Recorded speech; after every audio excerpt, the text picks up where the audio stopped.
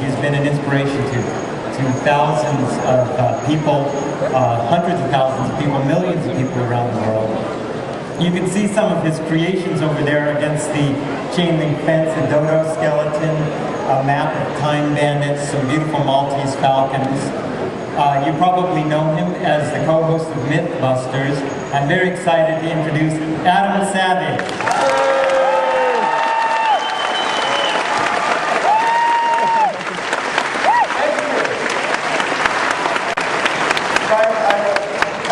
Great. I almost never use a lav when I speak. Just an announcement from my family. Your seats are over here. Okay. So my talk is called My Maltese Falcon. And the reasons why it's called My Maltese Falcon will be revealed at the end.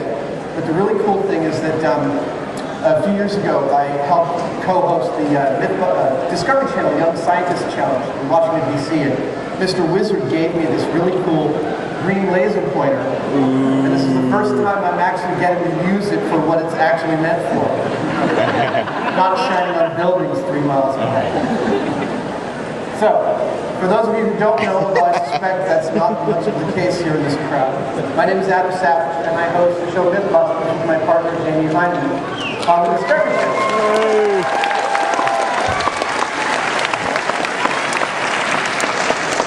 I had this feeling this would be a really warm crowd. We get to go to some pretty amazing places while doing the show, the Bus Myths. This is a cabin in Alaska where Jamie and I got cabin fever. That's the hangar in Field, which is the most beautiful building. Here's Damien with icicles on her face. The glacier. But we build stuff, and we built stuff for years. We built paper crossbows, Chinese rocket chairs, farts in a jar, helium footballs, concrete airplanes, helium life rafts, and my personal favorite, lead balloons. And the question often is, where did it begin?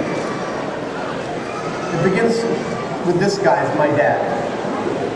This is a guy who encouraged me to build stuff, to build my own toys, who always let me use his charge account at the hardware store and later when I was a young adult at the art store.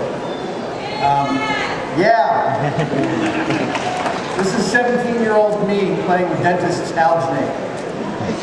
Casting myself, casting my lips. These are some early sculptures. This is my first attempts at making things that I wanted to see. That I was actually calling sculpture. These are all still in my mom's house, actually, back in New York. We still haven't figured out a way to get them all back here. This is the somnambulist travel kit. This is one of my favorite pieces. This book is completely handmade, hand-aged, and I kept an active dream diary in it for about a year, so that every page is filled with nearly unintelligible, bizarre, surreal prose of actual dreams that I was having. And at some point, I had it in the show early in the 90s here in San Francisco, and I transported it out of that show into a theater I was working at. And it just sat there, closed up in this theater. And after about 2 weeks, one of my coworkers came up and said, do you know, someone told me you knew about this thing over there, that book? And I said, yeah, that's actually a sculpture of mine. And he was, what? A sculpture? I've been reading that book for days. I can't figure out why it exists. I couldn't figure it. I realized, I said, you know, Shane, you've actually experienced this piece better than, like, the whole point of the piece is me rooting around up in my grandmother's attic looking for weird stuff, right? So Shane's actually the only person who's gotten the truly unfettered experience of this piece, not even Olive like that. All right. So there's a lot of early sculptures from my early time. This used to hang in my kitchen. He's called the enemy of slumber. I've had 5-year-olds walk into the kitchen and go, no!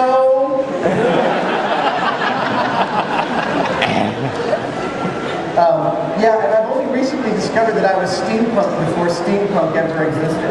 I was about 15 years old. That's also hanging in my backyard. I actually took second prize at the California State Fair with this. And there's my dad and my sister and I having a show together back in 1987, I think. I look like I'm 10. I only look like I'm 11 now, or maybe 20 because of the beard. If I shaved it, I wouldn't look much different. Eventually, doing the sculpture led to working in the theater, and I had moved out to San Francisco. And the combination of San Francisco, where everyone gets a chance to try everything, and theater, where really everyone gets a chance to try everything, was kind of fantastic for me. I got to do set design. This is big light tubes that you use to make several different environments on the stage. I made props for George Coates Performance Works, if any of you remember those guys. Projected theater spaces, an electric chair. And eventually I got a reputation for building things that other people, solving problems that other people couldn't solve. And Berkeley Repertory Theater called me when they needed remote control lazy boy chairs for The Woman Warrior, Maxine Hung Kingston's book that they did as a play. And these are my first two robots. They're fully remote controlled. They went underneath chairs so that the actors could actually drive around on the stage with them. And at some point while I was working on these, I got a call from Jamie Hyneman, who at that point was managing the Colossal Pictures model shop. And he said, I've been hearing about you from other people in the theater industry, and they say you're actually pretty talented. I'd like to bring you in and take a look at some of your stuff. And I've got to say, I can't right now. I'm building some remote control lazy boy chairs. Eventually I went in, and obviously Jamie hired me. I worked for him for a while, and the partnership's been very fruitful. And I started working on commercial special effects, which not only doubled my income overnight, but shortened the timeline in which I got to build stuff. Two things which I really like. The short timeline I actually found I really enjoyed. This is the Lost City of Gold, made from urethane foam in 4 days flat. This is a Pizzanator for torturing Mr. Pizza Head. Remember the original Mr. Bill commercial, Mr. Bill spots on Saturday Night Live, where Walter, the same guy who did these Pizza Hut commercials. We did tons of those. Good Guys Space. This is my first spaceship I ever got to build professionally.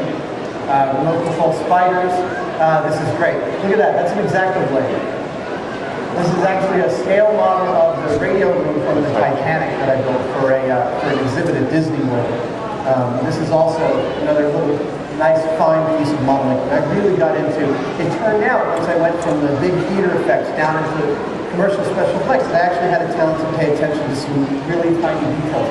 Those rivets along the side, each one is I bought a whole box of the glass-headed pins, and I hammered each one until I got however many 7 or 8 spheres for each side, and hand glued them on and then molded it. I also got to build the Maltese Falcon and FAO shorts. Yeah, actually, there's so much detail in here. We did all the vacuum form paneling for the exterior surface in 2 weeks flat. And in order to create detail, by the end, I was throwing my wallet, throwing keys, throwing the rubber fish. And there's a lot of people who come up to me over the years and said, yeah, I recognize all sorts of jokes along the side in here and inside here and here. I also did some toy prototyping and machining. I worked for a company called Zoo.